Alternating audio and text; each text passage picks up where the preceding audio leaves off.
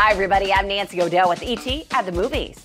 I need you to make a splash, Sonny. If you can't do it, then I have to do it. Just to be clear here, you're threatening to fire me, right? Your job is to coach the team I give you. They do it different in Dallas? Yeah, they do. They win.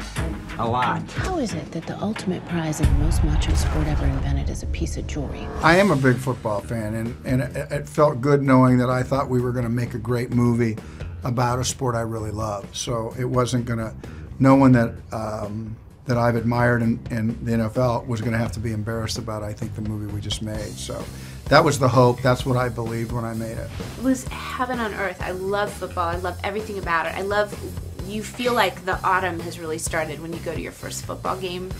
And for me to be in a sports movie with Kevin Costner, I love all sports movies, and I love especially Bull Durham and Tin Cup. I don't even like golf, but I love Tin Cup and Field of Dreams.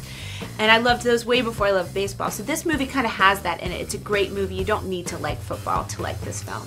She fits wherever she's at. I don't care where she is, whether it's in a long gown ball or sweatshirts in the backyard. Jennifer Garner really fits on the American scheme of movies in a really important way. What's more stressful, acting or playing football? Football, by far. My God. I mean, when you have, see, I try to tell it, imagine the strongest, fastest, most lethal people in the world. And you're all in one room and you put $1 million in the middle and then you say, first one to it gets it. Well, some are going to go after the money, and some are going to go after you. Kevin knew every line to the whole movie before we ever started shooting and had internalized it all to such a degree that if he dropped it, he could pick it up 15 pages later and find his way back to it. And he was so on the money. At the end of the movie, he had a take or a scene where he would shoot basically a 9-page monologue, which that's a lot to keep in your brain, and to remember where you're supposed to go when you pick up the coffee cup, when you're on the phone, when you hang something up.